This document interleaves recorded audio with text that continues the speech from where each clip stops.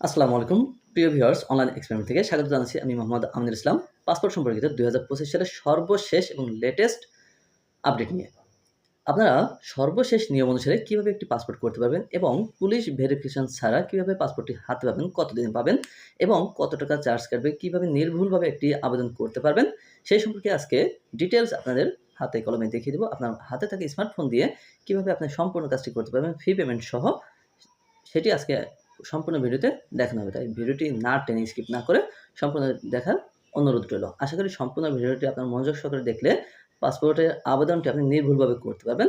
কোনো দালালের বা অন্য কারো কাছে আপনাকে যেতে হবে না। আপনি সরাসরি নিজে গিয়ে পাসপোর্ট অফিসে ফিঙ্গার দিয়ে নতুন একটি পাসপোর্ট আপনার হাতে পাবেন। তাই সম্পূর্ণ নির্ভুল প্রক্রিয়ায় সর্বশেষ নিয়ম অনুসারে কিভাবে আপনি পাসপোর্টটি করবেন সেই প্রক্রিয়াটি এখন আপনাদের দেখে আসছি। যদি আমার চ্যানেলে নতুন হয়ে থাকেন, অনলাইন সম্পর্কিত যে কোনো আপডেট পাওয়ার জন্য অবশ্যই চ্যানেলটি সাবস্ক্রাইব করে পাশে থাকার অনুরোধ রইল। প্রথমে আমরা যেখানে সার্চ ব্রাউজার থেকে epassport.gov.bd এই ওয়েবসাইটে চলে যাব। এখানে যাওয়ার পর আমাদের সামনে এরকম একটি পেজ চলে আসবে। সেখান থেকে আমরা কিছু নির্দেশনা দেখে নেব যে পাসপোর্ট করার জন্য আমাদের কী কী ডকুমেন্ট লাগবে, আর বয়স কত হলে আমাদের কী কী ডকুমেন্ট লাগবে, কত বছর আমরা পাসপোর্ট করতে পারবো এবং কত দিনের মধ্যে পাবো, কত টাকা খরচ হবে, টোটাল কিন্তু ইনস্ট্রাকশন আমাদের এখানে দেওয়া রয়েছে। তারপর এখান থেকে আমরা অনলাইন অ্যাপ্লাই অপশনে চলে গেলে সেখান থেকে আমাদের 5টি ধাপ দেখাবে। তো প্রথম 2টি ধাপ হচ্ছে রেজিস্ট্রেশন। তো রেজিস্ট্রেশন প্রক্রিয়াটায় প্রথমে আমাদেরকে জেলা সিলেক্ট করতে হবে, এরপর থানা সিলেক্ট করতে হবে। তারপর আমাদের একটি ভেরিফিকেশন ইমেল নাম্বার চাবে। আমরা এখানে যেকোনো একটি ইমেল নাম্বার, অর্থাৎ একটি সচল ইমেল নাম্বার দেবো যেখানে একটি কোড যাবে। তো ইমেল নাম্বার দেওয়ার পরে আমাদের অ্যাকাউন্টটি ক্রিয়েট হয়ে গেল। তারপর আমরা ইউজার আইডি এবং পাসওয়ার্ড সেট করে দেব। তো ইমেল নাম্বার এবং পাসওয়ার্ড দিয়ে আমরা সাইন ইন করব। সাইন ইন করার পর আমাদের কাছে এরকম পার্সোনাল ইনফরমেশন চাবে, আমরা কী ধরনের পাসপোর্ট করতে চাই। যদি আমরা অফিসিয়াল পাসপোর্ট করতে চাই তাহলে অফিসিয়াল লিখব, যদি আমরা অর্ডিনারি পাসপোর্ট করতে চাই তাহলে আমরা অর্ডিনারি সিলেক্ট করব। এরপর আমাদের ফার্স্ট নেম এবং লাস্ট নেম, অর্থাৎ গিভেন নেম এবং সারনেম দুটি দিয়ে দেবো। দেওয়ার পরে আমাদের কাছে পেশা চাওয়া হবে, সিলেক্ট প্রফেশন। তো এইখানে আমাদের সঠিক প্রফেশনটা আমরা দিয়ে দেবো। যদি আমরা ছাত্র বা ছাত্রী হই তাহলে স্টুডেন্ট দেবো, যদি কোনো কাজ করে থাকি অর্থাৎ কোনো কোম্পানির চাকরি করে থাকলে সেখানে আমরা প্রাইভেট সার্ভিস দেবো, বা যদি ফার্মার হই যে কোনো একটি পেশা আমরা এখানে সিলেক্ট করব। এরপরে ধর্ম সিলেক্ট করব, মোবাইল নাম্বারটি সিলেক্ট করব। তারপরে আমাদের বার্থ ডেট অর্থাৎ আমাদের জন্ম তারিখটি এখানে সিলেক্ট করব এবং জন্মস্থানটি সিলেক্ট করব। তারপরে আমাদের এখানে আমরা কিভাবে বাংলাদেশের নাগরিক সেটি এখানে দিয়ে দেব। দেওয়ার পর আমাদের অ্যাড্রেস চাওয়া হবে, সেখানে প্রথমে জেলা, এরপর গ্রাম, তারপরে পোস্ট অফিস বা ডাকঘর, এই অপশনগুলো আমাদের ফিল আপ করতে হবে। পোস্ট অফিসে আমাদেরকে বাছাই করে নিতে হবে, তারপর পুলিশ স্টেশন অর্থাৎ আমাদের থানা সিলেক্ট করতে হবে। এরপর যদি আমাদের স্থায়ী এবং অস্থায়ী ঠিকানা একই হয় তাহলে আমরা এখানে টিক মার্ক দিয়ে দিলেই আমাদের 2টি ঠিকানা সিলেক্ট হয়ে যাবে। আর যদি আলাদা আলাদা হয় তাহলে আমাদের 2টি আলাদা এন্ট্রি করতে হবে। আগে যেরকম 2টি আলাদা ঠিকানা দিলে দুই জায়গায় আমাদের ভেরিফিকেশন হতো, এখন কিন্তু তা হবে না। তবে আমাদের আইডি কার্ডে অবশ্যই 2টি ঠিকানা আলাদা আলাদা থাকতে হবে। এইখানে যদি 20 বছরের নিচে হয় তাহলে আমরা 18 বছরের নিচে হলে শুধু জন্ম নিবন্ধন দিয়ে, আর 18 থেকে 20 বছর হলে জন্ম নিবন্ধন এবং এনআইডি কার্ড 2টি দিয়েই আমরা আবেদন করতে পারবো। এরপর এখানে 3টি অপশন আসবে। যদি আমাদের কোনো পাসপোর্ট, পূর্ব পাসপোর্ট থেকে থাকে তাহলে এখানে সিলেক্ট করতে হবে, যদি না থাকে তাহলে নো সিলেক্ট করব। এরপর এখানে কিন্তু আমরা আইডি নাম্বারটি দিলেই আমাদের আইডিটি যদি যাচাই করা যায় অর্থাৎ সঠিক আইডি নাম্বার হয় তাহলে এখান থেকে আমাদের সার্ভার ফাউন্ড দেখাবে, আর যদি আমরা ভুল এন্ট্রি করে থাকি তাহলে কিন্তু এখানে দেখাবে না। এরপর আমরা যে তথ্যগুলো এন্ট্রি করেছি সেই তথ্য এবং আমার এনআইডিতে উল্লেখিত তথ্য সকল কিছু এখানে একটি ফর্মে চলে আসবে। যদি আমাদের প্রিভিয়াস পাসপোর্ট থেকে থাকে তাহলে পাসপোর্টের তথ্য এখানে চলে আসবে। আর যদি পাসপোর্ট থাকার পরেও আমরা গোপন করি তাহলে কিন্তু আমাদের সমস্যা হবে। এরপর আমাদের পিতামাতার তথ্য প্রদান করতে হবে। পিতামাতার নাম, ঠিকানা, পেশা, জাতীয়তা এবং এনআইডি নাম্বার সব কিছু এখানে ধাপে ধাপে এন্ট্রি করতে হবে। পিতা তথ্য এন্ট্রি করার পরে আমাদের মাতার তথ্য এন্ট্রি করতে হবে। অনুরূপভাবে মায়ের নাম, মায়ের পেশা, এনআইডি নাম্বার এগুলো সব কিছু এন্ট্রি করতে হবে। যদি কারো মা বাবা না থাকে সেক্ষেত্রে লিগ্যাল গার্ডিয়ান ইনফরমেশন এন্ট্রি করতে হবে। যদি থাকে তাহলে এটি কোনো প্রয়োজন নেই এবং এন্ট্রি করতে হবে না। এরপর সেভ অ্যান্ড কন্টিনিউ দিলে আমাদের পরবর্তী পেজে নিয়ে যাবে। সেখান থেকে আমাদের ম্যারিটাল স্ট্যাটাস চাইবে, অর্থাৎ বিবাহিত নাকি অবিবাহিত। বিবাহিত হলে এখানে ম্যারিড, আর যদি অবিবাহিত হয় তাহলে সিঙ্গেল, এবং ডিভোর্সের অপশন কিন্তু এখানে রয়েছে। যার জন্য যেটি প্রযোজ্য তিনি সেটি সিলেক্ট করবেন।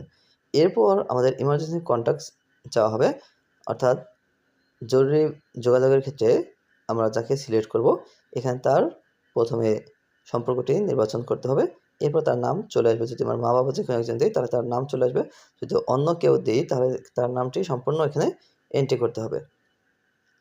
এন্ট্রি করার পরে অনুরূপভাবে তার ঠিকানা, মোবাইল নাম্বার এগুলো দেওয়ার পরে ইমেল নাম্বার যদি থাকে দেব, না থাকলে কোনো সমস্যা নেই। এরপর আমরা সেভ অ্যান্ড কন্টিনিউ বাটনে ক্লিক করব। এরপর এখানে একটি নোট আসবে, অর্থাৎ আমরা সাবমিট করার আগে অবশ্যই ততগুলো সমস্ত কিছু মিলিয়ে নিব। এরপর আমাদের এখানে ডেলিভারি অপশন চাবে, অর্থাৎ এক্সপ্রেস ডেলিভারি অথবা রেগুলার ডেলিভারি। যদি আমরা এক্সপ্রেস ডেলিভারি দিই তাহলে কিন্তু আমরা এখানে পাবো একটু তাড়াতাড়ি, কিন্তু আমাদের বেশি টাকা প্রয়োজন হবে। এবং যদি আমরা রেগুলার ডেলিভারি দিই তাহলে আমাদের 5,750 টাকা 10 বছরের জন্য, এবং 5 বছরের জন্য 4,050 টাকা পেমেন্ট করতে হবে। আর যদি আমরা ইমার্জেন্সি দেই, অর্থাৎ 7 কর্মদিবসের মধ্যে দেই এক্সপ্রেস ডেলিভারি, তাহলে কিন্তু আমাদের এখানে আরও বেশি টাকা খরচ করতে হবে, অর্থাৎ 10 বছরের জন্য 8,050 টাকা এবং 5 বছরের জন্য 6,300 টাকা আমাদের খরচ করতে হবে। এরপর আমরা যাবতীয় তথ্যগুলো মিলিয়ে দেব যে ঠিক আছে কিনা। যদি কোনো তথ্য অমিল থাকে তাহলে এখান থেকে আমরা সেটি এডিট করতে পারবো। সব কিছু ঠিকঠাক থাকলে আমরা সর্বশেষ যে ডিক্লারেশনটি রয়েছে সেটি দেখে আমরা টিক বাটনে ক্লিক করলে আমাদের এটি কমপ্লিট হয়ে যাবে, এবং আমরা কন্টিনিউ বাটন সিলেক্ট করার আগে আমাদের এখানে পেমেন্ট অপশনটি সিলেক্ট করে নিতে হবে যে আমরা অনলাইন নাকি অফলাইন কোন অপশনে পেমেন্ট করব। এটি সিলেক্ট করার পর আমরা সাবমিট দিয়ে দিলে আমাদের আবেদনের কাজ শেষ হয়ে যাবে। তখন আমরা এখান থেকে প্রিন্ট করার জন্য পেজটি সেভ দিয়ে ডাউনলোড করে নেব। এখানে 3টি পেজ আসবে এবং প্রথমে একটি সামারি পেজ থাকবে। এই 4টি পেজ আমাদেরকে প্রিন্ট করে নিতে হবে। সেই সঙ্গে আনুষঙ্গিক যে কাগজপত্রগুলো লাগবে এখানে সবগুলো দেওয়া রয়েছে, যে আমাদের অনলাইন বার্থ সার্টিফিকেট বা এনআইডি নাম্বার এবং মা বাবার আইডি কার্ড, সকল কিছু আমাদের এখান থেকে নিয়ে তারপর রেজিস্ট্রেশন অফিসে ফিঙ্গারের জন্য যেতে হবে। আবেদনের কাজ শেষ করার পর আমরা চলে যাব পেমেন্ট অপশনে। সেজন্য আমরা যেহেতু অফলাইন পেমেন্ট করব তাই আমরা সার্চ ব্রাউজার থেকে চালান লিখে সার্চ করব। সেখান থেকে প্রথম যে অপশনটি চলে আসবে আইবাস অটোমেটিক চালান সিস্টেম, সেইটি ক্লিক করার পরে আমাদের সামনে এরকম একটি পেজ চলে আসবে, অর্থাৎ চালান এন্ট্রি করার জন্য এরকম একটি পেজ আসবে। সেখান থেকে আমরা পাসপোর্ট ফি সিলেক্ট করার পর এরকম একটি পেজ চলে আসবে। সেখান থেকে আমরা পাসপোর্টের ধরন এবং কত কার্য দিবসের মধ্যে আমরা চাই, অর্থাৎ কত পৃষ্ঠা এবং কত দিনের মধ্যে আমরা চাই সেটি সিলেক্ট করার পরে আমাদের টাকার অ্যামাউন্টটি চলে আসবে। আমরা যেহেতু 10 বছরের জন্য 48 পৃষ্ঠা সিলেক্ট করেছি, সেই ক্ষেত্রে আমাদের 5,750 টাকা পেমেন্ট করতে হবে। ওকে দেওয়ার পরে আমাদের সামনে এরকম একটি তথ্যের পেজ চলে আসবে। সেখান থেকে আমাদের তথ্য এন্ট্রি করতে হবে। তো ব্যক্তির ক্ষেত্রে আমাদের জন্ম নিবন্ধন এবং অন্যান্য দেওয়া রয়েছে। এখানে আরেকটি অপশন আইডি কার্ড থাকবে। তো যদি আমরা আইডি কার্ডে পেমেন্ট করতে চাই সেক্ষেত্রে আমরা এখানে এনআইডি এবং জন্ম তারিখ দিলে আমাদের যাবতীয় তথ্য চলে আসবে। যেহেতু এনআইডি যাচাই কার্যক্রম বন্ধ রয়েছে এজন্য এখানে জন্ম নিবন্ধন এবং অন্যান্য চলে আসছে। তো আমরা যেহেতু এনআইডি দিয়ে পেমেন্ট করব সেক্ষেত্রে আমরা অন্যান্য সিলেক্ট করে এখানে এনআইডি নাম্বার, নাম, ঠিকানা এবং মোবাইল নাম্বার দিলে আমাদের এই তথ্যগুলো এন্ট্রি হয়ে যাবে। এরপর এখান থেকে পেমেন্টের জন্য আমরা কতগুলো অপশন পাবো। মোবাইল ব্যাংকিং, তো মোবাইল ব্যাংকিংয়ে বিকাশ, নগদ, রকেট দিয়ে পেমেন্ট করা যাবে, অথবা যদি আমরা অনলাইন ব্যাংকিংয়ে পেমেন্ট করি সেক্ষেত্রে অনেকগুলো ব্যাংকের নাম এখানে শো করবে। আমাদের যদি কোনো ব্যাংকে অ্যাকাউন্টে টাকা থেকে থাকে তাহলে আমরা ব্যাংক থেকেও পেমেন্ট করতে পারবো। আমরা এখানে অগ্রণী ব্যাংক থেকে যেহেতু পেমেন্ট করব, অগ্রণী ব্যাংক সিলেক্ট করলাম এবং সেখানে সেম বাটনে ক্লিক করার পরে আমাদের সামনে এরকম একটি পেজ চলে আসবে।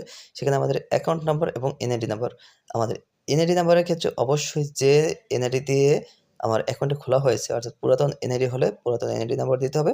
যদি স্মার্ট কার্ড থাকে তাহলে স্মার্ট কার্ডের নাম্বারই দিতে হবে। দেওয়ার পরে আমরা সাবমিট বাটনে ক্লিক করার পর এই ক্ষেত্রে আমাদের চালান নাম্বারটি অবশ্যই সেভ করে রাখতে হবে। সাবমিট বাটনে ক্লিক করার পরে আমাদের সামনে একটি ওটিপির ঘর চলে আসবে। সেখান থেকে আমরা ওটিপিটি কপি করে এখানে বসিয়ে সাবমিট বাটন ক্লিক করার পর আমাদের পেমেন্ট সম্পন্ন হওয়ার পর আমাদের সামনে এরকম একটি চালান কপি চলে আসবে। এই চালান কপিটি প্রিন্ট করার জন্য আমরা সেভ করে দেব। তবে এখান থেকে ডাউনলোডও করতে পারি অথবা সরাসরি প্রিন্টে গিয়ে আমরা সেভ করেও নিতে পারি।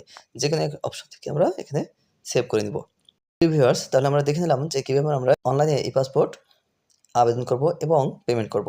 সকল কার্যক্রম শেষ করার পরে আমাদের এই পেজগুলো অর্থাৎ অ্যাপ্লিকেশন পেজ, সামারি পেজ এবং চালান কপি নিয়ে আমরা পাসপোর্ট অফিসে এবং অন্যান্য যে কাগজপত্র আমার এনআইডি কার্ড বা বার্থ সার্টিফিকেট, মা বাবার আইডি কার্ড, নাগরিক সনদ এবং অন্যান্য ডকুমেন্ট যদি থাকে, অর্থাৎ স্টুডেন্ট হলে অবশ্যই সার্টিফিকেট, আইডি কার্ড, এগুলো নিয়ে আমরা পাসপোর্ট অফিসে ফিঙ্গারের জন্য যোগাযোগ করব। তাহলে দেখলেন যে কিভাবে আপনি একটি নির্ভুল পাসপোর্টের আবেদন করবেন।